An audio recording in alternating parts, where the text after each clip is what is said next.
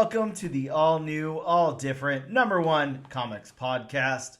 This is episode number 22. I'm your co-host, Dan. Sitting across from me is Bob. Say hello, Bob. Hello, Bob. We are a comic book review podcast where each and every week we take a look at a brand new first issue comic book, break down the story and art, give it some kind of a review, and tell you if we think that you should move on to issue number 2 or not. We also talk a little bit of comic book and related news, as well as what's new at comic book shops this and next week. And this week we will be taking a deep dive into IDW's all-new #1. Teenage Mutant Ninja Turtles versus Street Fighter, because Teenage Mutant Ninja Turtles has to cross over with something. Damn right. We got the Teenage Mutant Ninja Turtles.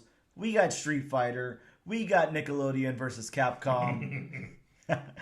This could be a lot of fun. You know, the only thing I'm really surprised of here is that it's an IDW book and it's not an IDW Udon book. Like, you know, they're the ones that hold the rights to Street Fighter in comic form. So usually whenever you see this type of crossover, it's like both publishers involved, but somehow it's just IDW. Somehow they just got the rights to do this, so very cool on them. Maybe they paid Udon some money, who knows. See, you said IDW versus Nickelodeon versus Capcom. I'm sorry. I want that video game to happen. Oh yeah, that would be a great video game.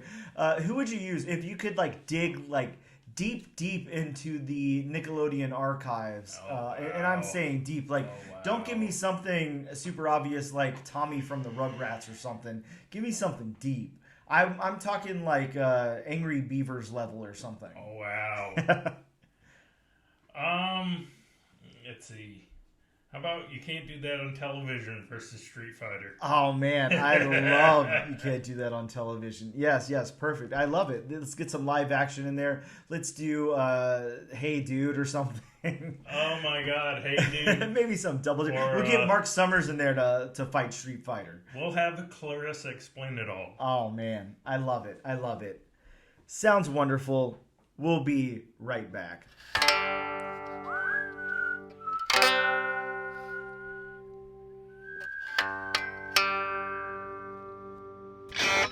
And we are back with the all-new, all-different #1 comics podcast.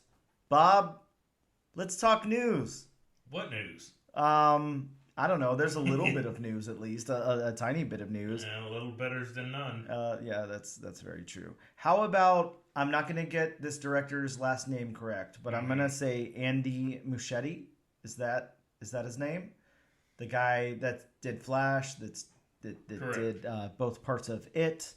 Correct. And Mama, right? Those are like his 3 credits, I think. Okay. So it's been announced that, or sorry, it's not been announced. It's being rumored that he will direct the Brave and the Bold movie, the Batman, Robin, the whole thing. He'll kind of reboot Batman for the DC cinematic universe. I think it's hard to have thoughts on that right now because, for one, we haven't seen Flash. It's just a rumor. Well, it's a rumor, and also we don't know anything about this guy. Neither one of us have seen Flash. I haven't seen Mama. I don't know if you have. I think that people liked it. The 2 parts of It, I'm not going to lie to you. It's not that they were bad, but it's whatever. Like, I really didn't care that much. It wasn't the original. Yeah, I mean, the original wasn't that great either, but it's... Oh, come on. You gotta love Tim Curry. I like Tim Curry, yes, you are correct about that. Some of the other cast, I'm not too sure about, but yeah, I don't know. That's cool, I guess. That's what's out there. That's painted all across the internet that he's rumored to direct this thing. So, Sam, my question to you is, you know a little more about DC than I do. Tiny bit more, but you still know more. So, is the Brave and the Bold, is that more, I guess you would say, would it lend itself more towards being lighter than what DC has done with their standalone movie titles so far? Yeah, I think so. I think it's just, I mean, look, I don't really know. I've never read a Brave and the Bold Hmm. um, comic before, just not really my thing. But I don't know how it stands alone from the Batman title or even something like Batman and Robin. I think that's a great question. I will definitely try to look that up, but yeah, I'm not sure what distinguishes the Brave and the Bold Hmm. versus Batman. Because at this point, we don't need another, just darken tone, darken what's going on the screen, dark as in a dark filter. We don't need that in another DC movie. Track record has shown that stuff doesn't work. Yeah, no, I completely agree. So, look, I'm just gonna read what I see online here. Basically, the Brave and the Bold, the original series ran for 200 issues from 1955 to 1983. It was originally an anthology series featuring past characters like Silent King and Viking Prince and Golden Gladiator and Robin Hood. So Come on, James Gunn. yeah, I mean, why can't we have like a Golden Gladiator movie? That would be way I cooler. want a Silent King movie. Yes, yeah. I want a Silent King Condiment King team up. Yes, that would be nice. I mean, every time we can get a Condiment King shot in here, I say we do it. It could be called a Silent Condiment. Yeah, I like that. It turned into like one of those tryouts, basically. Okay. It had. So it was basically throw this against the wall, see if it sticks. Yeah, and it's where Suicide Squad came from. Mm-hmm. A new version of Hawkman came from there. Mm-hmm. Just different stuff like that. Some of those strange sports stories in Silver Age DC. Right.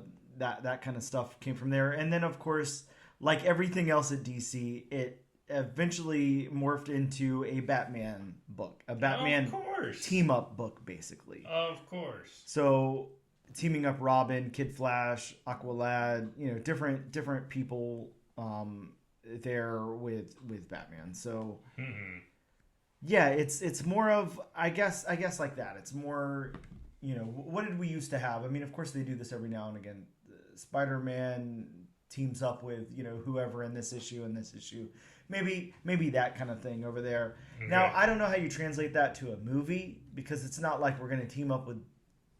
I don't know. I mean, it's a comic. It's like this week or this month or whatever you team up with Robin, and then next month you team up with Aqualad, and Right. then I guess maybe they're just using the title, and really it's just a Batman movie. Right. Is what I'm assuming. Okay. Now with all that being said, I want to know. This is going to be hard. Again, not being DC guys, Mm-hmm. not being big DC guys. Right. This is rumored to be Damian Wayne. That's going to be the Robin. That's to the Batman in this movie. Your favorite version of Robin. Yeah, well, that's definitely what I was going to do. So we've had a few different Robins. Mm-hmm. Do you have a favorite Robin? Like, is there? Again, you just pointed out I'm not going to want to see a Damian Wayne because I think that's honestly a shitty representation of the Robin character. Mm-hmm. It's not a good character, and then you get like Batman's sidekick, and you're like, let's make him a young, snotty, like I don't give a f kid. Like, I think that's lame. It's just I'm an assassin. I should kill people. Yeah, it's. Just, I don't agree with your one rule. Yeah, it's just not cool to me. I know a lot of look. To me, that's like there's certain people that like things like that, and I think that to me those are the same kind of people that really like Deadpool a lot. Just kind of like the extreme like anarchy, screw society, screw rules, I'm gonna do what I want type of thing. Mm-hmm. I'm just not into that. I think it's just goofy. Right. Like it's just not cool to me. But not that I don't like Deadpool. I mean Deadpool's fine, but there's just a vibe that I'm not a part of, I guess. Kind of same thing with I don't know. I mean there's characters out there like that. Just not my thing. But we have Dick Grayson, aka Nightwing. Mm-hmm. We have Jason Todd, aka Red Hood. Stephanie Brown, aka Batgirl. Tim Drake, aka Red Robin, and then of course everyone's favorite Damian Wayne. So out of those, is there one that you're more partial to? I say stick with classic. Yeah, you're going with Dick. I'm going with Dick. Well, I really like Tim Drake a lot. That's definitely my Robin. I think that I talked on this podcast before and definitely to you before. That's almost one of those things that really got me into comics was that Robin miniseries from the early 90s with Tim Drake. I really like that Robin a lot. I think that's a cool Robin. It's just, I don't know, something about him. It's just, he's a cool character. He really feels like a sidekick to Batman, but he stands on his own enough. And then they don't do so much to him to where he's like a Damian Wayne type of character Right. where, he's really got to stand on his own. He's also not that... I like Dick Grayson, but, he kind of branches off into the Nightwing territory after a while and is more known for that now and everything. Stephanie Brown, a really, really cool character, but of course more synonymous with Batgirl. So, so I don't know. I'm going to go with Tim Drake, a.k.a. Red Robin there. Who was Robin in the Frank Miller Dark Knight? That's a great question. I'm drawing a blank. I haven't read that. I haven't read the Dark Knight in a while, so I'm drawing a blank on the name right now. Yeah, I'm not too sure who was Carrie Kelly. Carrie Kelly. Yeah. Okay. So yeah, I forgot to include Carrie Kelly there. Of course, more people have been Robin throughout time, but Right. You one-offs and such. sure. But yeah, you're right. Carrie Kelly, really cool Robin, a really, really cool character design and everything as well. Especially, becoming Robin where, she really didn't have the training like the other Yes, Robins did. Yeah. So that's she a cool was just a Robin, yeah. fangirl. Mm-hmm. So now that we know kind of, or at least it's out there, reported and everything that Andy Muschietti will probably do this Brave and Bold movie. That DC is doing a Brave and Bold movie that was one that was announced by James Gunn and company in their slate of DC projects that are coming out. I just like that. Marvel had the phases and it sounded cool and everything, and then there's this slate. It just sounds so vanilla to me. Here's our slate of movies coming out. It sounds so like industrial and just boring, but yeah, obviously I'm going to paint a picture. I think, I don't know, has Disney trademarked the word phase yet? Maybe. Do we owe them money? Yeah, well, we might.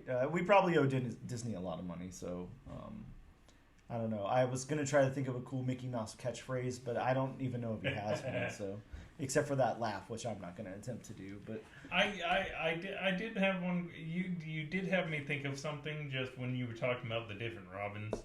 If I may go back to that, please. So I have a question for you. Mm-hmm. If you are, and I don't know, you may have been I don't know. If you had called in and made your choice, would Jason Todd have died or would he have lived? That's... God. I'm not going to sit here and say that I didn't call in and make a choice because I very well could have and just don't remember. But I'm going to go with die. Were you the auto dialer guy? Yeah, it could have been, definitely. Yeah, I'm going to go with die. Let's get rid of him.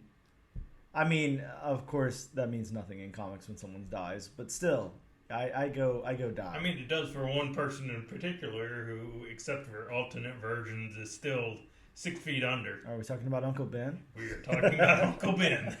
Oh, he's man. the only permanent he's the one that death. sticks. Now, you have to think, too, with that being said, and everybody always pointing that out, how has somebody not come along, like, big time writer or something, and said, I'm pitching a Uncle Ben story. I want a 4-part mini Uncle Ben. resurrected from the dead or whatever, or zombified Uncle Ben, who's a Spider-Man villain or something. How has nobody pitched that? Or I guess the other question is, have people pitched that and Marvel's like, listen, you can touch anything, but you're not touching Uncle Ben. He's dead. I'm kind of leaning towards the latter on that one, that it's been pitched before, and some Marvel higher-ups just were like, no, we're not touching him. Peter Parker would cease to be Spider-Man if he did that. I'm going to say this. I know that James Tynion is listening. James, write a 4-part mini, Uncle Ben resurrected from the dead, pitch it to Marvel, and get this thing out there. Because, look, I'll draw the stick figures for the book if you want me to. I mean, we can get this thing going. Bob will letter and edit. It's no problem. But let's get it out there and pitch to Marvel because, damn, we need that. But I will say you might have one of the most emotional moments if Uncle Ben was resurrected as a zombie. Yeah. Because I do not think Peter Parker would be able to put him down. Oh, well, hell no. And speaking of that, look, this is a side tangent, but whatever. That's what we're here for. We had this big, impactful event that just happened in Amazing Spider-Man 26. Again, I won't talk about it because of spoiler reasons. Mm-hmm. It's still a pretty new book. If people don't know, I won't spoil it for them. But we had a big one that kind of upset the community and everything. Of course, we talked about how creators on that book were going to have to stay away from conventions for a while and stuff like that. If that tells you how big an impact the book is. Yeah, for reasons. But why not? Like, if it was supposed to be such a big thing, like, maybe you retcon it and you say Peter Parker actually killed Uncle Ben. And, oh, man, that could have been something. That would have been big. But, yeah, I mean, I guess with all the clone saga and everything, you just don't want more retcon drama. But Ben Reilly is actually Uncle Ben. Wow. Yeah, he could be. They got the same first name. I agree. Wow. I mean, it worked for Obi-Wan Kenobi going as old Ben. Nobody knew who he was. Yeah, you're right. Oh, God. Ben's in the name. Well, look, to take it back to the Brave and the Bold and all of that, I do just want to say I think that it's very interesting. It's been, announced by James Gunn and company that Brave and the Bold would be on the plate. So now we're looking at Andy Muschietti for directing Brave and the Bold. We're looking at him to reintroduce Batman into the DC universe. So again. Yeah, again. So with that being said, how I don't know.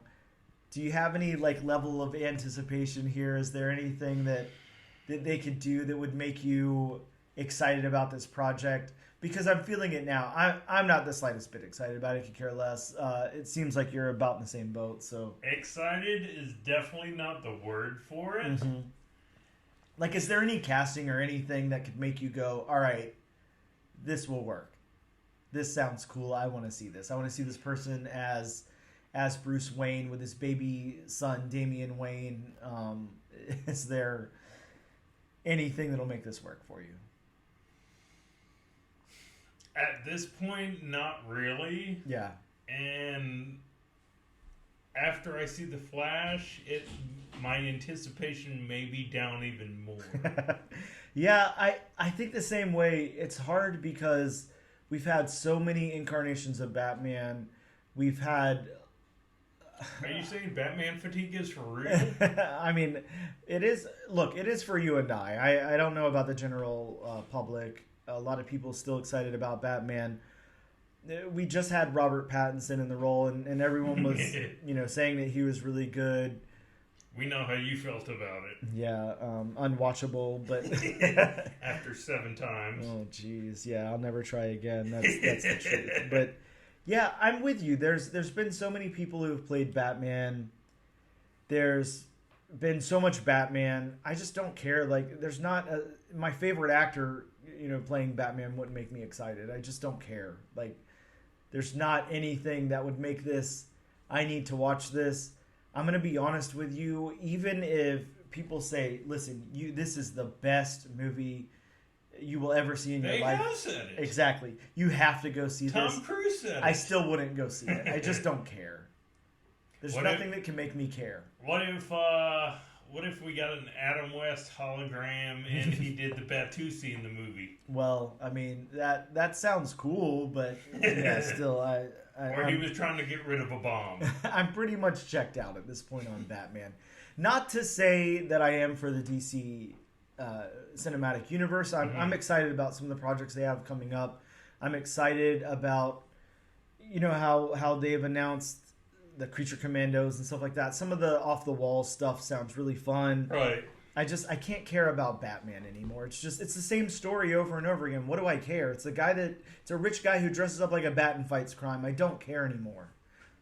You mean you don't want to see his parents die for the umpteenth time? Not really, but I mean, I don't know. And anyways, let's move on from the Batman hate, I guess. Let's talk about some Rotten Tomatoes scores, Bob.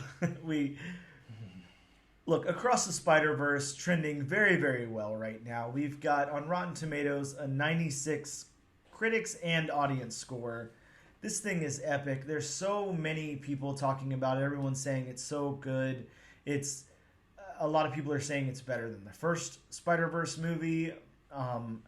I can't even imagine how you top that. That was, look, to me, there's 3 movies that just kind of are untouchable, and it's Infinity War, Endgame, and then the first Spider-Verse. So I don't know.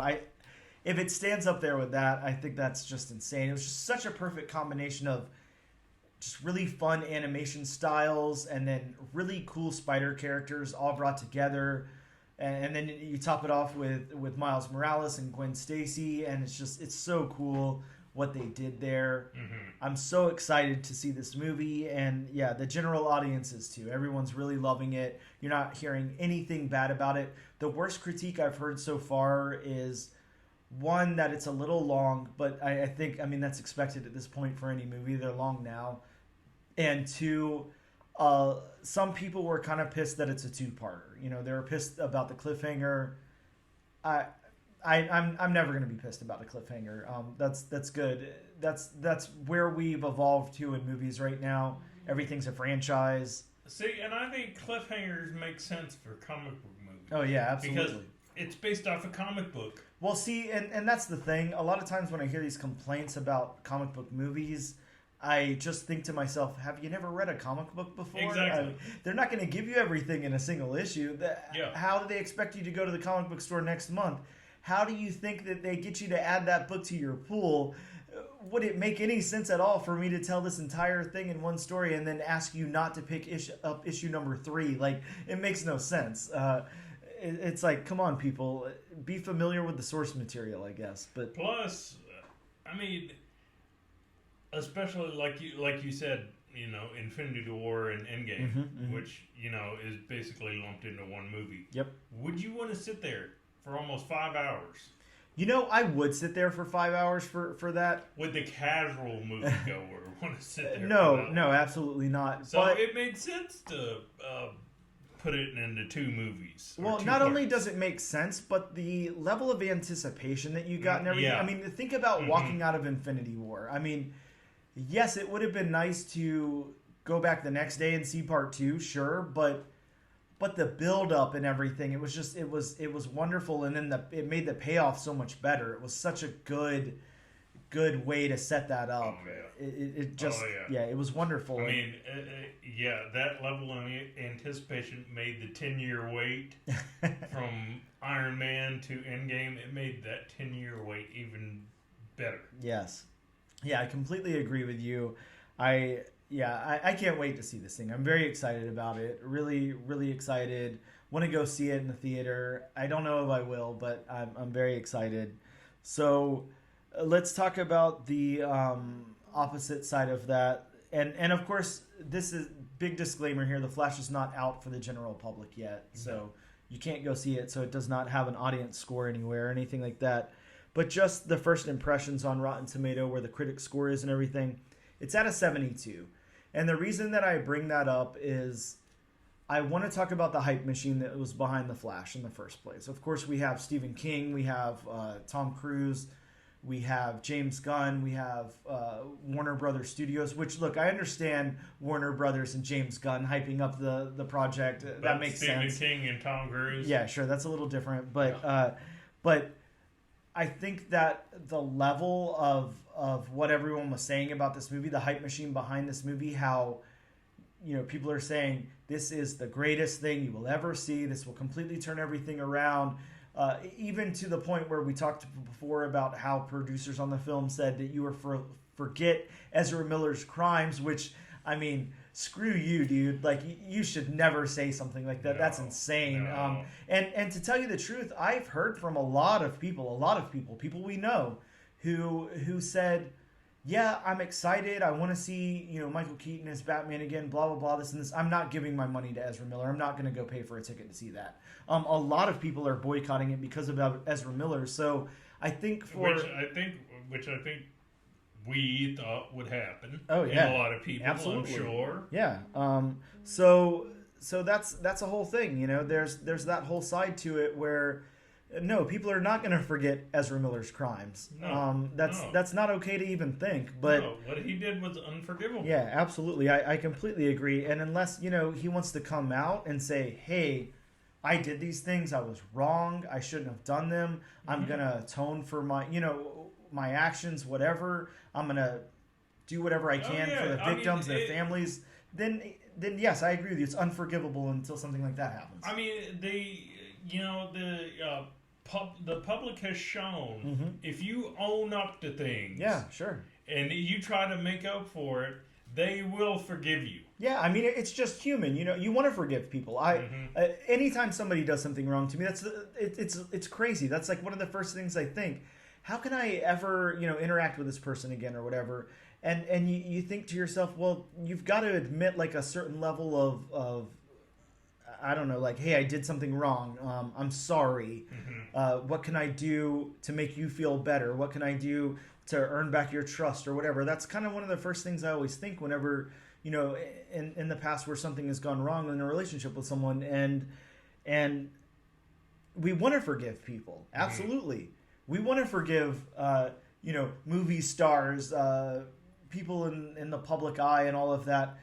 We want to see their projects and move on and everything. But, if you don't own up to your stuff, if you don't admit that you did something wrong and then do something to atone for that, then you're just a special, really bad breed of person. And I'm sorry, that's what Ezra Miller is to me. And I completely agree with all those people that say that. I'm not giving any of my money to Ezra Miller. I get that he's already been paid and the money's going to the people that worked hard on the movie and everything, but I don't care. That's supporting somebody who's done some really bad stuff, and I'm not going to do it. And with that being said, again, I think it's a hype machine. I think that DC really needs a very, very big win in their corner, and they thought maybe if it was hyped up enough and if there was enough, people shoehorned into it, and if we saw enough in the trailers and everything, that it would become that. And right now it's not looking so great for them. Right now with a 72 sitting on Rotten Tomatoes, and not that a 72 is bad, but for a huge blockbuster movie that has a big hype machine behind it, a 72 is much, much lower than what you're anticipating. I mean, I was looking for something in the 90s, to tell you the truth. That was the only thing that was going to make me say, okay, maybe this has legs. Maybe this will be a very good movie. And it's just not looking that way right now. So I don't know. See, I gotta say, and like I said to you before we started today, when it comes to Rotten Tomatoes, I'm sorry, but I always go with the audience score. I never go with the critic score. Well, sure. I mean, if you go with the critic score, then even before they had Rotten Tomatoes, if you just went by, the critics who put it to, paper, back when newspapers were actually a big thing. Yep. Star Wars weren't good movies. Sure. So, but I mean, look at how much money they've made. Yeah, exactly. They're still, getting Star Wars TV shows. Yep. And look, I mean, we're not delusional. Art is subjective. filmmaking is an art, acting's an art is art. It's definitely one of those things where just because somebody who critiques those things doesn't like it doesn't mean you won't like it. Right. At all. I love a lot of things that critics don't like at all. I'm actually not very big on things that are critically acclaimed. I mean, you have things like people say Citizen Kane, The Godfather, Goodfellas, all those are like perfect movies. I don't like any of those. Yeah, I know. Yeah, we know your stance on Scorsese. Yeah, well, look, get a Scorsese Batman movie and then count me out. But that would be a very different take on Batman. Yeah, it definitely would. I see it happening. He's making another Jesus movie, and it's been announced. So yeah, but Scorsese has already said, and I'm sure he feels the same way about DC superheroes. He's already, basically poo-pooed on, the Marvel movies. Well, yeah, of course, but there's the fine art, category, and I think that it would be very easy for someone to say, oh, well, Batman is not a superhero because he does not have any superpowers, so therefore, he is a regular man. He's a gay. As far back as I can remember, I always wanted to be a Batman, See, if he does that, I mean, I'm sorry, I know the whole, Batman doesn't have superpowers, and I mean, you can say that all day. Uh-huh. I mean, he's definitely got plot armor, which is his superpower. And he can go toe-to-toe with Superman, so I'm sorry, you can't tell me Batman doesn't have superpowers. He's got a batarang. Somewhere, somehow. Yeah, well. But if that ever happened, he would be a giant hypocrite. Oh, yeah. In my opinion. I don't care what he says about Batman not having superpower or about the whole Batman having superpowers, not having superpowers. If he ever made a DC movie but still craps all over the Marvel formula, he's a giant hypocrite. Oh, yeah. Well, I don't know. We'll see. I don't think it's ever going to happen, though. We'll see. I mean, look, he's got that Jesus movie coming out. Jesus is kind of a superhero, so whatever. We'll have to see what happens there. With that being said, we may see you on episode 23 after that, folks. Yeah, we're gonna take a quick break.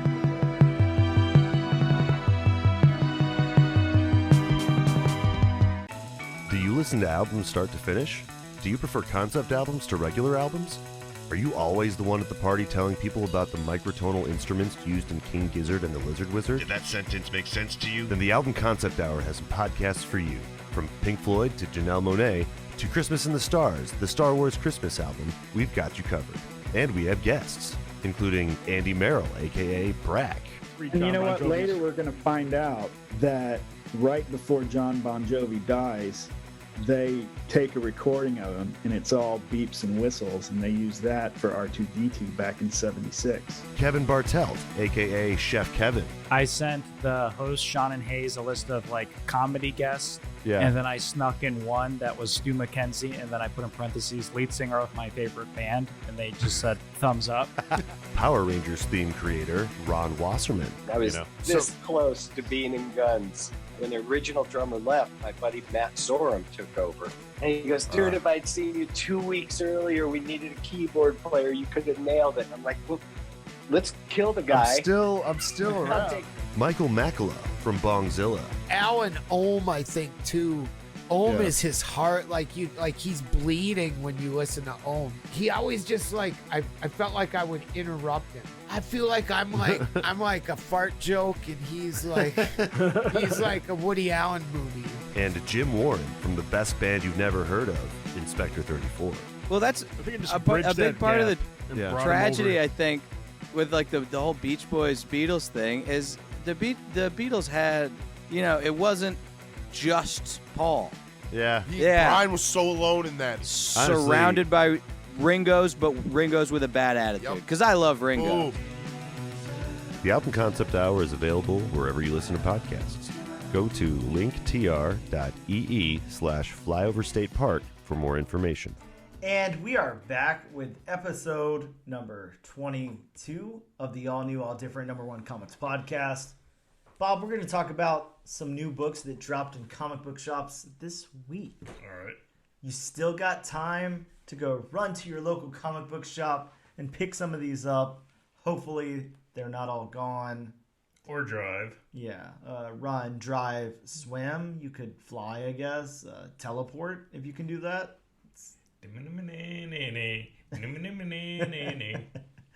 Yeah. There's some books out this week. Let's talk about them. From Image, we had a brand new #1 called In Hell We Fight. That's a title. I like it because I'm not sure if it's saying like if you're in hell you have to fight, or that they are in hell so they're gonna fight, or what happened. So is it Gerard Butler in a loincloth just kicking a guy down a bottomless pit? It might be. I'm scared now, but thanks for putting that mental image in my head. From DC Comics, we had Flash, issue number 800. Wow, 800 issues of a guy running fast. Can't believe it.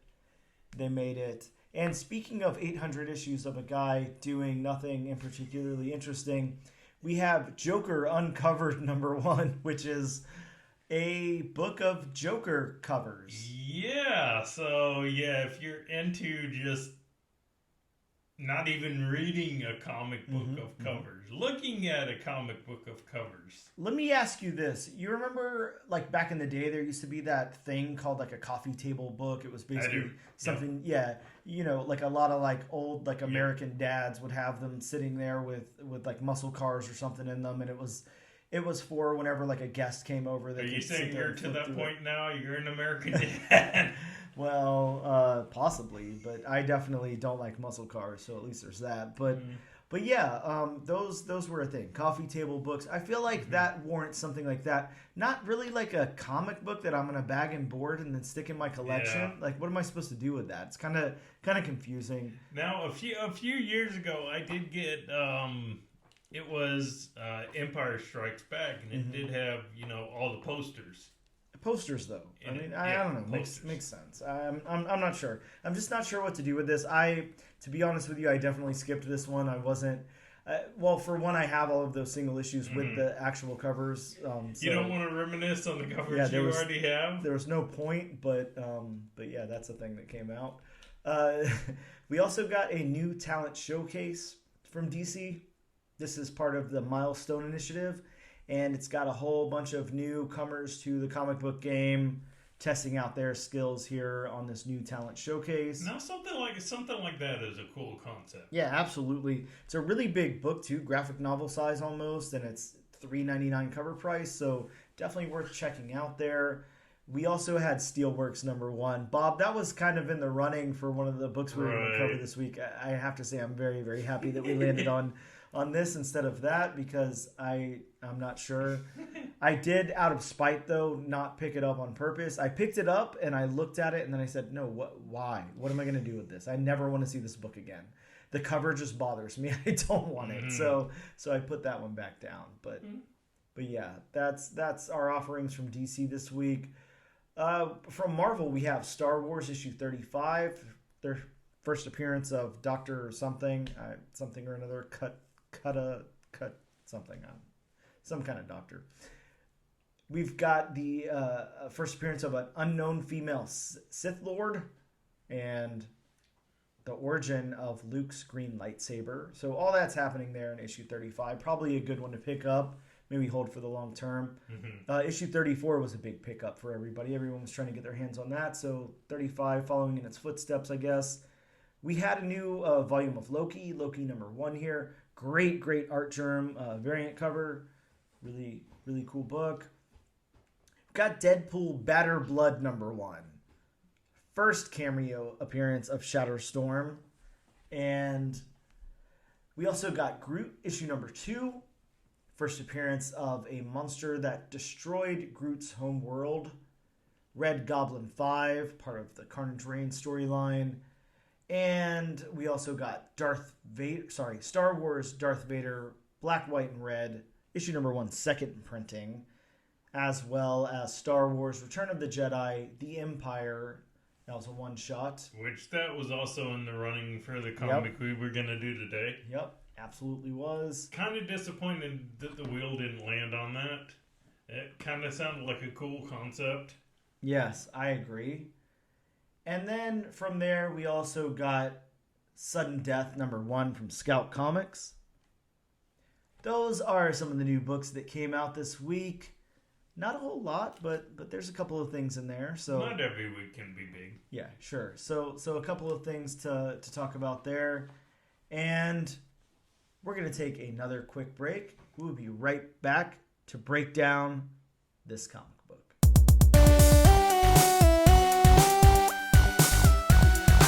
And we are back with episode number 22 of the all new, all different #1 Comics podcast. Bob, we are going to be talking about IDW's new #1, Teenage Mutant Ninja Turtles versus Street Fighter. Again, issue #1 in there. We've got the Street Fighters. We've got the Teenage Mutant Ninja Turtles. Let's talk about it. I'm going to read a quick synopsis from the previews website. When a prestigious martial arts tournament invites fighters to travel to Atlantic City and test their skills, the Teenage Mutant Ninja Turtles jump at the chance to compete. But a big stage means big competition, and the world-famous Street Fighters have shown up and forced to prove their mettle of psycho-powered fighting forms. As if that's not enough of a challenge, there are rumors of competitors disappearing, and the identity of the contest benefactors is shrouded in mystery. Dun, dun, dun. Dun, dun, dun. Yeah, I should include that cool little clip in there, but I know. What is that sound effect? Yeah, I don't know what you call that. How else do you describe it when typing it, except for just typing dun dun dun without the tones? Ominous cliffhanger. Yeah. That'd be a good way to describe it, I guess. So let's talk about the creators really quick. We have Paul Allor. I'm gonna say, is that yes. Okay? Wow. So on the first try, I can't believe it. We've got Paul writing, and let's talk about Paul. I'm going to take this. This is actually completely word for word taken from the IndianaAuthorsAwards.org website because they had this great piece written up on Paul. So I'm just going to read it. It's a great synopsis on the creator here. Okay. Paul Allor is a comic book writer, editor, and educator known for balancing intensity, character-driven stories with bombastic ideas and dynamic plotting. Their creator-owned books include Hollow Heart for Vault Comics, Monstrous Mechanica for Aftershock Comics, Tet for IDW Publishing, and Past the Last Mountain for Sex Publishing, amongst others. Paul has written comics for some of the world's biggest properties, including Teenage Mutant Ninja Turtles, Captain America, and other Marvel characters, Star Trek, Mighty Morphin Power Rangers, My Little Pony, and more. Their critically acclaimed run on G.I. Joe reinvented the franchise for a modern audience. One issue which dealt with PTSD and mental health issues in veterans is used by veterans, mental health advocates across the country to further awareness, and won the SAVE National Media Award for Excellence in Reporting on Suicide. Paul is also known for their work in increasing queer representation in comics and co-creating some of the first queer characters in Teenage Mutant Ninja Turtles and G.I. Joe franchises. Earlier this year, they received national recognition for their work in developing the Death Ranger, a non-binary villain in the Power Rangers universe. Hollow Heart, the subject of this award, is a gay monster love story and an allegory for queer liberation. Paul is currently the editorial director for Sex Publishing and the primary writing instructor at Comics Experience, an online school for comic book creators. Wow. Yeah, so looks like Paul has done quite their share of stuff for the comic book community, written some really cool stuff, some really cool titles over there. Hollow Heart was a really cool book. I don't know if you've read that book. Of course, introducing some queer characters here in G.I. Joe and in Teenage Mutant Ninja Turtles. Some pretty, I don't know, like male-dominated franchises there. Especially G.I. Joe. Yeah, exactly. So pretty cool that Paul was able to get in there and mix it up, get some representation and everything. That's pretty awesome. We obviously like that here at the all-new, all-different #1 Comics podcast.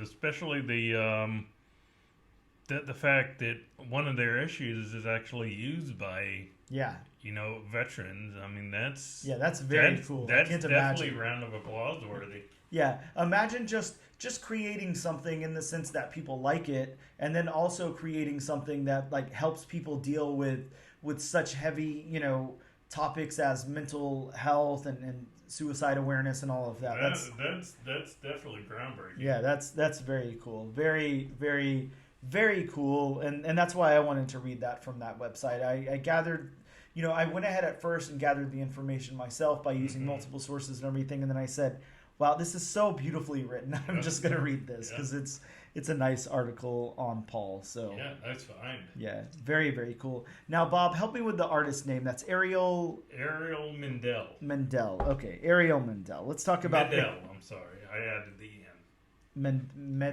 Medel. Okay. Since 2012, Ariel Medel has worked on Lark's Killer, also on Zenescope Books' Quest, Masumi. I'm not sure how to pronounce that title. Masumi, I'm going to go with. Wonderland and Grimm Fairy Tales. Over at Dynamite, Ariel has worked on John Carter, Warlord of Mars, Agent 47, Birth of the Hitman, Xena the Warrior Princess, and also worked on Marvel's The Unbeatables, as well as independent titles ACD, The Astral Saga, Skater Girls, POM, and Bob's favorite book of 2022, Spider Squirrel. Yeah, sorry. So kind of obviously Ariel has worked on some stuff in the industry, definitely some big titles.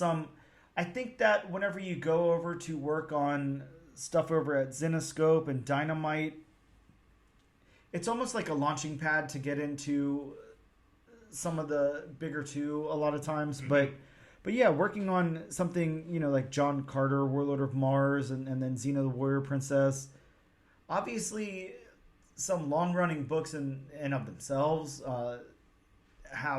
They both have like pretty big fan bases, and they've been around for a while. I'm sure they're on a lot of people's pools. So yeah, definitely not a I don't know what I'm trying to say, Bob. a big accomplishment, I guess, is what I'm trying to say. So just say it. Yeah, I don't know. I mean, you try to think of words, and then we all know that I use words. Words are hard. Yeah, very well. So there's that. But I'm going to read my synopsis for the book, Bob. Okay. Teenage Mutant Ninja Turtles vs. Street Fighter opens with a wrestling ring-style fight between Raphael and Guile. All right, yes. Good. As they battle, we see a room with M. Bison watching the fight on large screens as he discusses having Raphael as a candidate for something unspoken, while his partner, Baxter Stockman, argues no, he doesn't want the Turtles to learn about their plan. Michelangelo then bumps into Chun-Li in a snack line, spilling nacho cheese all over her. Leonardo is then approached by a woman asking for his help finding her husband, who's disappeared after losing his first match the day before. We cut back to Raphael and Guile's fight. M. Bison signals the ref to take Raphael out of the fight. The referee calls a bogus penalty, and Raphael and Guile are both upset about the throne match. The Turtles then walk around a casino, and a man hands Donatello a picture of his missing sister who's also disappeared. Raphael, still very upset, goes out to find Guile for a rematch as he passes a weird Joker-looking old lady that I'm not sure why that's shoehorned in there. We cut to Michelangelo and Chun-Li in the ring for their fight, where Chun-Li has the upper hand, and then she wins by putting Michelangelo in some sort of choke lock with her thighs, and he walks away with like some kind of crush on her. The Street Fighters are walking the streets of Atlantic City when Chun-Li, Ken, Ryu, and Guile notice a bunch of missing persons posters and suspect something is going on. Raphael finds Guile and challenges him to a rematch there in the street. And we cut away to M. Bison watching the screen again. And Baxter Stockman wants nothing to do with the Turtles, as he reiterates. As M. Bison watches the fight, he notes Raphael's potential and wants to fully unlock Raphael's psycho power. And that wraps up the book. Mm-hmm. That first issue. Bob, let's talk about this thing, because there is a lot in here, but at the same time, it's a pretty straightforward story. It is. We, of course, have some stuff going on. There's definitely a mystery. What are M. Bison and Baxter Stockman doing? Why are these people disappearing? And why are they trying? Why are half of them trying to recruit Raphael and the other half opposed to it? So, and what is the psycho power? Yeah, that's definitely the psycho power. I think, from what I recall, is is it an actual thing? Yeah, it's definitely like a Street Fighter thing. It's like they're, I don't know, not special moves, but it's like the good people have like a soul power, I think, and then the bad people have a psycho power. So I haven't played a Street Fighter game since the early 90s. Yeah, well, likewise. But from what I remember, it's something like that, and I guess he sees Raphael as possessing that psycho power, or at least him being able to bring it out of him. So very interesting. So we're definitely saying Raphael's not a good guy. Yeah, at least I don't know, not at the beginning of this story. But yeah, it kind of paints him in a way. You know, he's out looking for that fight and everything. Of course, the throne match, you know, I guess would make any professional fighter mad. But I don't know that the Turtles are professional fighters, so not too sure about that. At this point, maybe. Yeah, they could be, for all we know. It's not like we're reading Turtle books every week. So who knows? Let's talk about the story beats, Bob. This story beats from one to the next. It starts with a nice fight, and then, I don't know, goes into a little bit of story, and then goes to another fight, then goes to a little bit of story, and then goes to another fight. I gotta say, for me, the story beats and the narrative are going to be easy in this book. Mm-hmm, mm-hmm. I mean, it's a book about two franchises who fight. Yeah, definitely. It's not really a think piece. Not so much, but I do have to ask you this: is there any universe in which, at the end of this book, they don't just team up to fight M. Bison and Baxter Stockman and find all the people? There is no possible tangent. Yeah. This universe can go off into where they do not team up. Yeah, and with that being said, that's not a knock on what Paul's written here. I think that obviously is what you have to do, so there's no problem with that. But it's working your way through that story, which is going to be, you know, whether it's done well or not. Yeah, I don't want to say, you know, it's of course, you know, it's not a bad read. Mm-hmm. But, I mean, it's just a comic book trope that's been done so often that, yeah. I mean, you can, if you're a longtime comic book fan, you can just tell where certain aspects are going. Sure, and it's almost like, you know, even back in the day when we watched Saturday morning cartoons, I mean, you know where it's going to wrap up. It's not like they're going to throw much in there. Yeah, like Saturday night sitcoms. Mm-hmm, you know everything's going to work out in the end. Yep. Mm-hmm, mm-hmm. Yeah, absolutely. We're not ending this book with Donatello laying on the ground with his shell ripped off or anything. That's not going to happen. No. So they definitely team up against these bad guys. That has to be what's coming next. But yeah, the story beats it. It goes pretty effortlessly from A to B. It starts with that fight. And then I will say the fight scenes are pretty good. They're done pretty well. I'd like to think it's got to be pretty hard to convey a battle like this in a comic book or written form. Like if you're the author and you've got to explain a battle, because, I mean, it's basically just like, all right, he hits him. He hits him, he hits him, he falls, he gets up, he hits him. Like there's not much you can do. Right. it's almost like, remember watching those like wrestling from the 90s and stuff like that. It's just, they're fun and everything, but it's just hit after hit. It's basically what wrestling or fighting is. So I don't know. I mean, of course, we're avid readers of superhero comics where people fight, but this kind of like wrestling, martial arts, like cage battle or whatever this is a little got to be hard to get out here on the paper. But I think it works well. I think that the beats work well, and we get in that first fight, and it ends well. I like the way that it's interrupted by the referee, and the match is kind of thrown for nefarious reasons that will further the plot along, but I like the way that that's done. I really like the in-between fight stuff. I like what happens with Michelangelo and Chun-Li.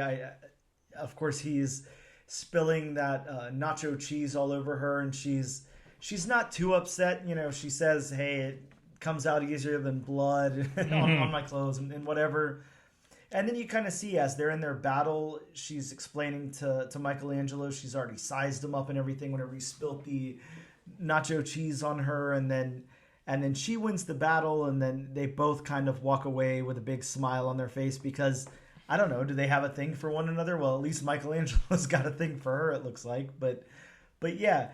Maybe he enjoys being choked out by women. Yeah, it seemed like he did enjoy that quite a bit.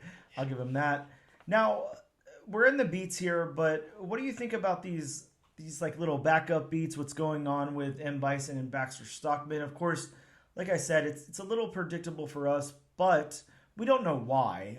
We don't know what their reasoning is for making people disappear and then trying to recruit or not recruit turtles, and why they've even teamed up, how that happened, and what's going on there. I think it's kind of cool. It looks like M. Bison is definitely taking the advantage of the situation, and Baxter Stockman's, he's pretty assertive, but he's also kind of sitting back. He can't really say or do much to what M. Bison is trying to achieve there. Are you saying M. Bison might betray Baxter Stockman? I don't know. I mean, he might betray him. I mean, it looked like he towards the end of the issue that could have been a thing. I don't know. I wonder with their power sets who's more powerful. It's seeming like M. Bison.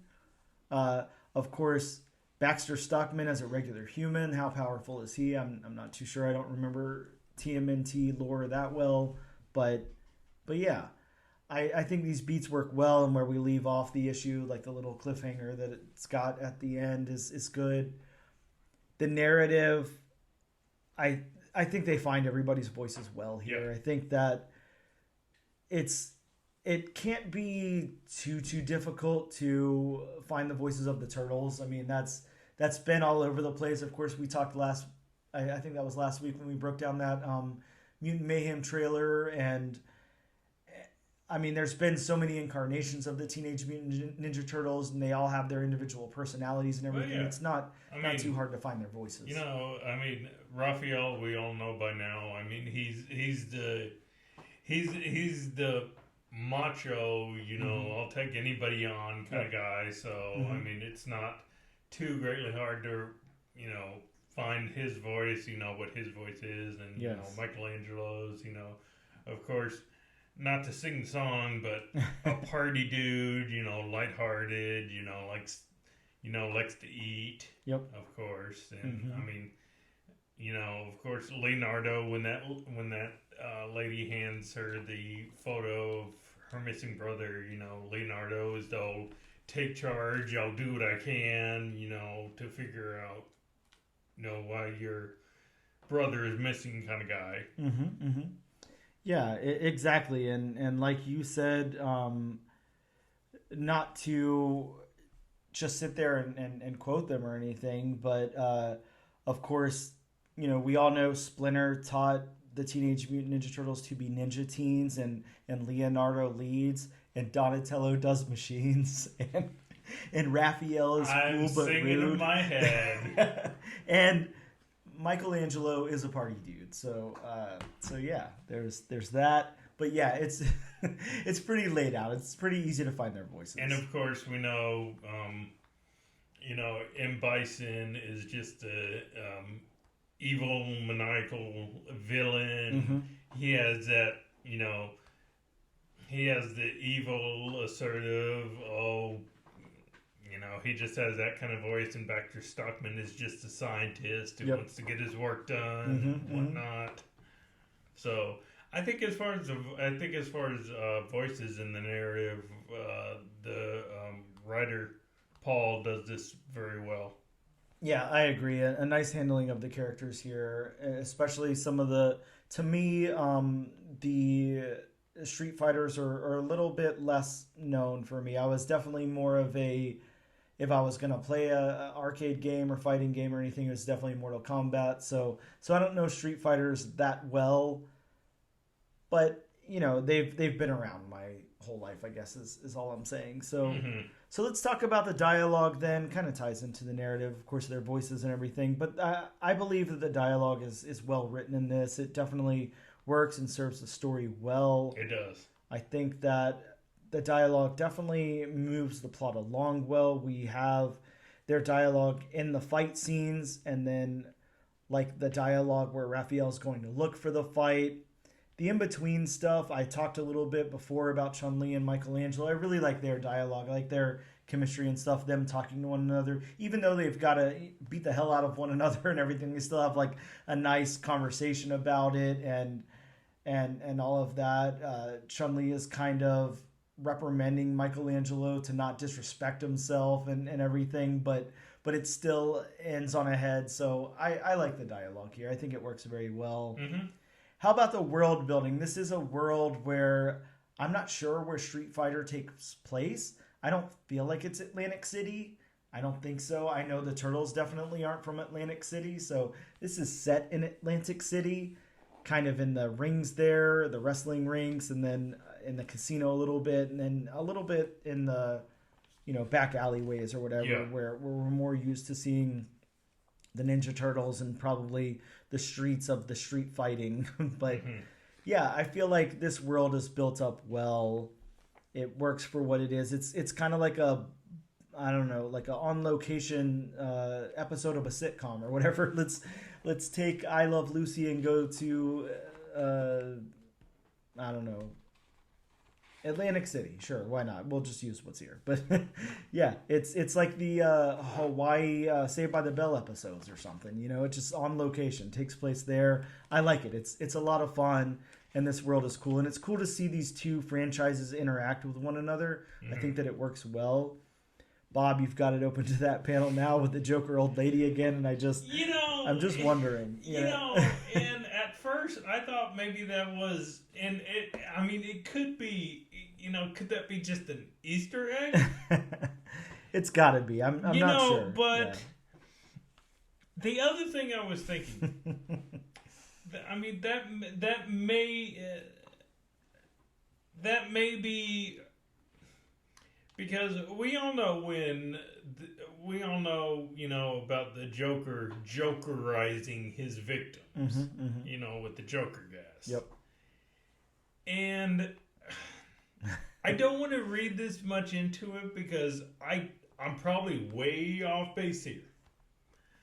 But being is that it's in a casino, and we've all seen movies and TV shows where we see the stereotype about the person being how old, no matter how old they are, sitting in front of the slot machine, just staring at the screen, pulling the handle, pulling the handle, zombified with it. Yep. Yeah. So I'm wondering, are they using the jokerizing to basically compare, when the Joker becomes, or when his victim basically becomes a zombified version of the Joker, to, a slot machine making a zombie out of the customer.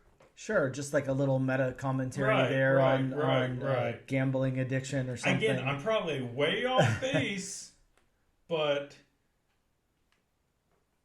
that's just what I read into it, because I turned to that page when I was reading this, and I'm like, why would they have why does she look like the Joker? Yeah, it definitely stood out for me too. I think, look, could we be seeing a potential hidden three-way crossover here? Do we have Capcom versus Nickelodeon versus Warner Brothers? Possibly. Possibly. Wow. If so, I'll give it to you, Paul. Well, I mean, and it's weird, especially, when you were talking about that article on Paul from, what was it again? Indiana Authors Awards. Okay, thank you, because I could not remember. But when you were talking about the whole PTSD thing and veterans using that particular issue, for awareness on PTSD, maybe this could possibly be, for gambling addiction. Yeah, very possible. I would say, we can speculate all day, but until Paul decides to come onto the show and talk to us, which, look, it's got to happen at this point. I mean, we're covering Paul's book, so Paul, come on down. But again, I could be way off base, but that's just what I'm reading out of it. Yeah, I like that. I feel like it's a weird Easter egg that's in here. Now, maybe we're looking into it too much, and that's just the character design, and it isn't even inspired by the Joker, but it looks exactly like the Joker. I'll give you that. It makes me wonder if there are more Easter eggs in this that maybe we didn't catch or whatever, but I'll have to recheck out the book and skim through it again to see if I see anything else. So, with that being said, let's talk about the other characters in the book. Let's talk about some of the mains, some of the Ninja Turtles. Let's talk about some of the Street Fighters. Bob, I don't know how familiar you are. I'm sure you know who Jenica is from the Turtles. I do. Newer character, not a new character, but a newer fifth turtle there. I'm familiar with her from the live action debut of Jenica, where, that was something else. Yeah, well, Jenica's on the team here, of course. It's the 5 turtles now. And we have really, as far as I can tell, I'm just seeing, 4 Street Fighters. We have Ken, we have Guile, we have Chun-Li, and we have, what is the other one's name? Ryu. Okay. So I'm seeing 4 Street Fighters, 5 turtles, and then one of each of their secondary, villains or whatever. M. Bison, and then Baxter Stockman. How do you feel about the designs of these characters? We have tons of background characters too that we don't have to get into, but for me, Ariel nails the turtles. The turtles are done very, very well. I like Ariel's animation style on these turtles, or illustration style rather, sorry. I think they look very well. He does a good blend of when they're in focus and they're the forefront of everything and they have a lot of detail, and then whenever they're more of like a background thing and they're a little softer, they both work very well and it captures the tone well. I think the characters are done very, very good. Again, being a little less familiar with the Street Fighter characters, I think it's a good representation of them. They look good. They look like the characters that I remember from Street Fighter. Whenever I Google these characters, they captures a good tone of them. Yeah, to me it's a combination of that, Teenage Mutant Ninja Turtle style, and then of course the Street Fighter style. It's not, to me, it's not drawn all as one style. It takes from the Capcom video games and the cartoons. Yeah, definitely. Yeah, it's not one thing. There's influence there, and it's pulled in from both worlds, and then of course Ariel's own illustration style. So yeah, I think these characters are done well. They're fleshed out pretty well, and they look good. I like Ariel's style. It's a nice, clean style. A little cartoony. A little more cartoony than what I typically like. But of course, we're dealing with Teenage Mutant Ninja Turtles and things like that. If I had to critique something, whenever you take that Jokerized character there, it's a little over the top for me. I'm not understanding the legs and arms and stuff like that. It's a little much. Some of the other human characters just look a little bit off to me, but that's really my only critique here. My only critique, easier for me to say, and this is just more personal than anything. I can't say I'm the biggest fan of when artists draw characters or whatnot. Like I'll focus in on this one panel where these two are rolling the dice as Raphael looks on. I'm just not the biggest fan of, artists doing these, giant black outlines. To me, I hate to say it, but to me, it just kind of takes away from the art because you look at it and that's all you see. That's all I see. Yeah, it is kind of. I don't have a problem with it personally. I think it looks good and it pops in certain instances. But I do see what you're saying. It's a little uneven in tone. You've got thick outlines on the dice and the table that they're using, as well as the poker chips and everything. Mm-hmm. And then the turtles in the background aren't outlined at all. And then you have these humanized characters up front that do have a white outline on them. It's a little uneven. I'm not sure what that's called or what the purpose of that is. Again, it's a stylistic choice, so maybe it's meant to convey something that we just don't understand. But yeah, I see what you're saying. Now, I can take it or leave it. That doesn't matter to me too much. I'm a little more impressed with the creatures here versus the humans. They're a little too cartoony for me, a little too polished and I don't know, cartoony looking. But of course, it does look like, if you look through the entire book and you look at all of the characters and all of the art in the book, it does look like Ariel is a very versatile artist and can bring in a lot of different things, can bring a lot to the table. I think this is just, there's a lot going on here. And of course, it's set in Atlantic City as opposed to like the sewer and streets backdrop. Mm-hmm. So I'm just not sure. I'm a little uneven on it. The locations, we have the fighting ring, the casino, and then the outdoor scenes. So I feel like the locations work well when everything looks like as it should be. Whenever they're in the wrestling ring or whatever you want to call that, the fighting arena, it looks like that. It looks like I'm watching WWF again, and there's crowds in the background and ropes and everything looks good. Mm-hmm. When we're in Atlantic City, when we're in the casino, it looks like a casino behind everything. You have that weird carpet that all I can say is it's either only in really fancy hotels or in casinos. It's just very synonymous with that. Yeah. And then the backdrops and everything. And of course, the outdoor scenes look wonderful. They look gritty and outdoorsy.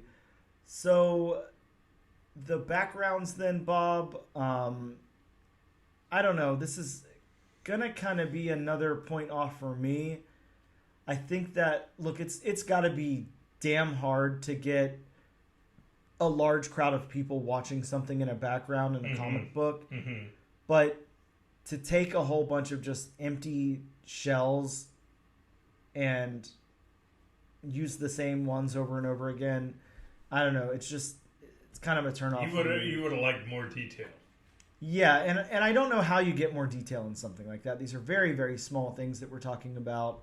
I'm not sure how you do it, but that doesn't do it for me. It's a little odd. A lot of times we also get these scenes where something's very, very busy in one panel, and then we move to the next panel and it's just color in the background. And I'm not usually too huge of a fan of that. Yeah, I kind of agree. Like, it goes from the one panel, like I said, rolling the dice where Raphael looks on. And you can see things in the background like the chandelier and things on the wall, and those ugly panels and on casino walls. And then the following two panels, you look in the background, it's just color. Yep. Yeah. I'm not always the hugest fan of that. Yeah. I get that it has to be done sometimes, or again, artistic choices or whatever. It's just not something that I particularly enjoy. But this is a very polished book. If you're used to like intensely colored and highly polished illustration style, and something that does look like an animation, you know, from the time period that we're in, like this'll do that for you. This works well. It's not a critique. It's more my personal opinion and what I prefer. I prefer a little bit grittier, a little bit more realistic on some of it. Right. So let's talk about the colors then. Bob, the colors pop in this for me. The colors are really done really, really well. Yeah. We have a lot of really bright casino work, Atlantic City, all of this. We have different tones on the turtles here, different skin tones on everybody throughout the book. The lighting is conveyed very well in the colors as well. And even though some of those backgrounds are just basically colors, they do look very visually appealing. They look nice. They do. It's just, again, not my particular style that I enjoy. Bob, who is the colorist on this book? So we can make sure that we give a shout out to the colorist, because I didn't write that down in my notes like normal. The colorist is Sarah Meyer. Okay. Oh, okay. An easy name to say. So Sarah Meyer, yeah, doing a great job with the colors here. Again, those really work for me. Bob, you have any thoughts on the colors? No. What I really enjoy, and I'm so glad when I see people do this, especially in a Teenage Mutant Ninja Turtles book. Like you said, they make each turtle a different shade of green. Yes. So that's enough. Besides their bandanas and their weapons, that's another way you can, tell which turtle it is. It's like, oh, this turtle is this shade of green, and oh, this turtle is this shade of green. Yeah, they do. As time goes on, you can really start to identify the turtles by the different shades and all of that. And I think that's good. That's representation of that represents, the world out there. Of course, I don't know, you might be a whole lot shades whiter than me and whatever. And then there's plenty of people who are darker than me and whatnot. But yeah, I like how they're kind of individualized here by using that color and following that format that's been established now in the world of the Teenage Mutant Ninja Turtles. But yeah, overall, I think that while I do have just a couple of, not complaints, but artistic disagreements with a couple of the choices here, I will say that this is done very nicely. And if this was, if Ariel was animating a cartoon or something, I would definitely watch it. I definitely like the style there. Let's talk about the big important question. What are your thoughts on issue number 2? Did this sell you on continuing the rest of the series? Do you think you'll put a pin in it here? What are your thoughts? I think personally, and this isn't saying, if you're a fan of the 90s Street Fighter or 90s TMNT, you shouldn't pick this up. But personally, it just didn't totally suck me in. I mean, it was a good read. It was an easy read, but just for me, it didn't do it for me. Yeah, I'm gonna have to shadow that or echo that or whatever cool phrase you say is. I like this. I think this was really good. I think that it was done very well with the creative team that was put in place. I think it's the concept that doesn't sell me. I think that no matter what you did, it's just Teenage Mutant Ninja Turtles versus Street Fighter, and I just can't get that invested. Now, I will say, if it was TMNT versus Mortal Kombat, I'd probably be a little bit more into it because I'm more invested in all of those characters. I don't see anything about this that screams, I have to know what's going to happen next. Again, it's a little too predictable for that, for me. And I don't know how to separate the fact that I'm not saying that is Paul's fault at all, because it's not. No. It's the story that has to be told. It works very well. But this is narrow. This is for the people who are very big into these two franchises. This is not really for me and you, but with that being said, Paul and Ariel did a wonderful job on this book. They really knocked it out of the park, and I'm going to continue to collect it. I don't think that I'm going to continue to read it. So that's a pass for me also. But this first issue was a really fun read, and I'm glad that we read it. I just don't see any point to continue on to issue number 2, if that makes sense. And again, like every comic we review, I mean, just because, we say one way or the other, yay, nay, one of us might say yay, one of us might say nay. Mm-hmm. I mean, that doesn't mean that you should pick up this book, because it's, again, like I said, it's a really good book. Yes. I mean, it's an easy read. It's a smooth read. There wasn't a lot of exposition or internal dialogue to slow this book down. Yep. So, I mean, you could easily, read this book in 10 minutes. Yeah, absolutely. Very easy read, and very, if you're invested in these characters, definitely something you're going to want to check out. You're going to want to see what happens when they team up. You're going to want to see why M. Bison and Baxter Stockman, like what they're doing, what their experiment here is, why these people are disappearing, the mystery that's going on. It works very well for somebody that's invested in these characters. Right. Again, the problem is that Bob and I just really aren't invested in these characters. So with that being said, not a huge win for us as far as continuing on, but a huge win for Paul and Ariel and Sarah. Definitely creating a really good book that kind of knocks the concept out of the park and fires on all cylinders for what it's trying to do. And again, if you're into these two franchises, absolutely pick this up.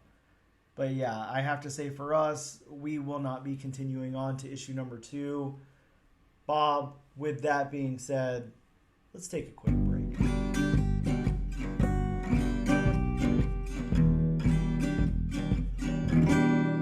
And we are back with the all-new, all-different Number One Comics podcast, episode number 22. Bob, you have a list of some new books that are going to be coming out in local comic book shops next week.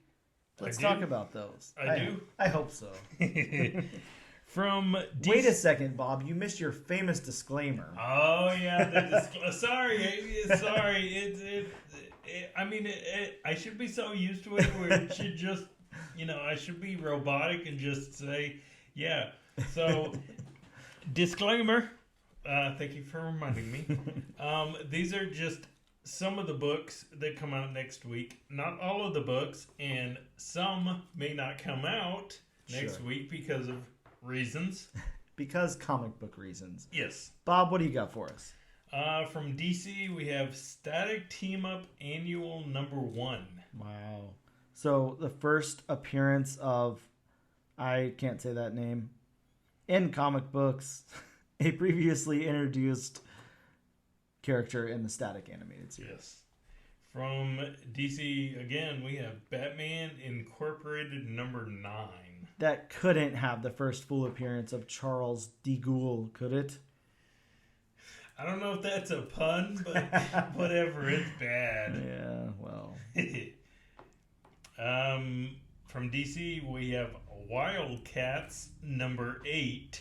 Meet the new Wildcats. Green Arrow, Robin, Savant, Scarecrow, Maul, and Midnighter. That is such an odd lineup. You have heroes, you have villains, you have... Let's see.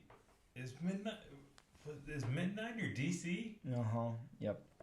We got a DC. I will say, with a character like Scarecrow, there's so much potential there to do something really cool with. Why haven't we seen a Scarecrow like miniseries or ongoing or something? I mean, we're getting a cool Poison Ivy one. Harley Quinn's got a lot of titles out. DC's got room for a Scarecrow book. Somebody get on it. Yeah.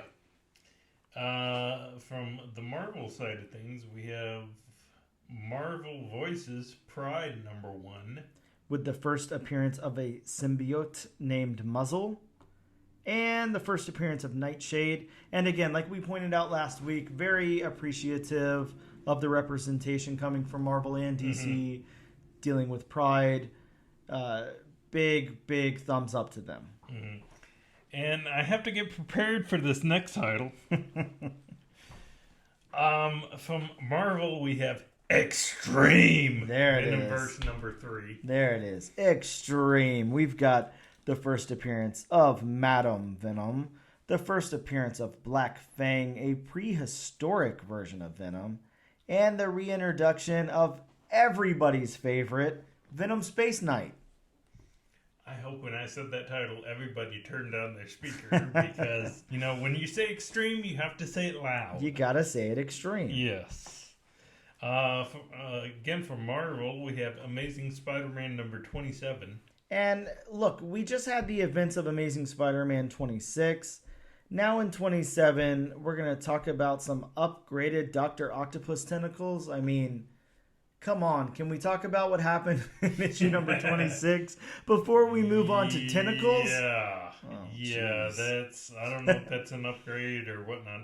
Yeah. Which, this particular issue of Amazing Spider-Man has one of the Disney 100 covers. Ah, yes. Coming up, which I know you will get. Yes, absolutely. I always try to collect those. So that's Iron Man homage there. Mickey Mouse is Iron Man. Very, very cool. From Marvel, we have Captain Marvel number 50.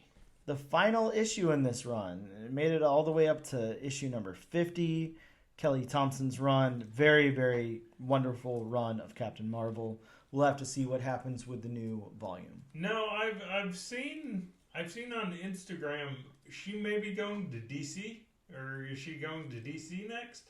Wow. Or doing stuff for DC next? I could definitely see that. I wonder what she'll do over there. I don't know. I thought I've been seeing some posts. She's doing like a Birds of Prey thing. I think you are correct. From Marvel, we have Spider-Man India number 1. A perfect time to pull out a Spider-Man India book because, of course, breakout character in the new Spider-Verse movie. This has the first appearance of a science professor promising results, activating people's lizard brains, along with a ruthless businessman who may be more than he seems, plus the first possible cameo appearance of a new lizard. So, did that go well for Kirk Connors? Not too sure. So, I don't think it'll go well for this new scientist. Well, I guess tune in to find out, kids. From Marvel again, we have Doctor Strange number 4. I really like the introduction of this character here. This is a possible first appearance, not a confirmed, but of a supernatural serial killer who destroys magic by eating it. That is a very interesting premise for a character. Yeah, very interesting. Excited to see that. I'm definitely going to get my hands on a couple of copies of that character's first appearance. Yes, I may actually have to pick that up just because, you know, it deals with supernatural. Yes. And finally, from Marvel, we have Black Panther number 1. A new volume of Black Panther. T'Challa operates as a vigilante in the Wakandan city of a city I can't say the name of. Plus, it's got a possible first cameo appearance of a thief who appears on the second issue. Very, very cool. This new volume is written by Eve Ewing with art by Chris Allen. Very cool stuff. Bob, a couple of books that I want to talk about that come out next week. One being from Image called Haunt You to the End. This is a series premiere of a ghost story for the end of the world in a not-so-far future rife with climate disasters, worldwide instability, and an eccentric billionaire and his crew, a disgraced journalist, a radical doctor, a TV demonologist, and a squad of hard-bitten military contractors set out to prove the existence of life after death. But even if their mission is a success, the truth behind the most haunted place on Earth may not be the comforting revelation the world was hoping for. Very, very interesting book there. Excited to read that one. We also have a new number 1, which is written by Robert Kirkman. So probably going to want to pick up a copy or two of these. This is the blockbuster Oblivion Song team of Robert Kirkman and Lorenzo D. Who knows? Lorenzo. They debuted the biggest new comic book series of 2023 with the launch of a all-new shared universe and a surprise you won't see coming. War rages around the Sacred Ring, where the last remnants of 2 worlds have collapsed around a black hole in a never-ending war. However, when a pilot and a rival crash on a desolate planet, the 2 enemies must find a way to escape together, but they are alone. Sounds like a very interesting book. It's Robert Kirkman. Yeah, so I was going to say, interesting. Can always believe in Robert Kirkman, or I don't know. You can always read Robert Kirkman. I guess you don't have to believe, but either way. Bob, we've got 3 books here on the wheel. Those being Haunt You to the End, Void Rivals, and Black Panther number 1, all scheduled to drop next week. Let's see which one makes the cut. The wheel is spinning. It's landing on Haunt You to the End. That's going to be the book that we're picking up. I was actually hoping it would land on that. Yeah, that's going to be a fun book. Can't wait to read that one. A lot shoehorned in there, so that's going to be an interesting plot. I love it because it's always fun whenever we get to read a horror series. I really like those a lot for the podcast. Yes. It takes us both kind of out of our wheelhouse a little bit from the superhero thing, and then we get to talk about all that. Bob, we're going to wrap this thing up. Thank you guys so much for tuning in. Make sure you check us out on social media. We are at Instagram at ANAD_1 Comics Podcast. You can find us on Twitter at ANADNO Comic Pod. You can also check us out on TikTok at ANAD1 Comics Pod. And check us out on YouTube under the Comic Book Channel. This week and every single week, we do a free giveaway. That's right. We'll give you a copy of the very book that we covered this week. That being IDW's Teenage Mutant Ninja Turtles vs. Street Fighter, issue number 1. Don't worry, kids. Bob will pay the postage. All you have to do is use the hashtag AllNewAllDifferentNation on a social media post of your choice, and then we'll pick a winner at random. Again, thank you guys so much for tuning in, checking out the show, and we'll see you next time.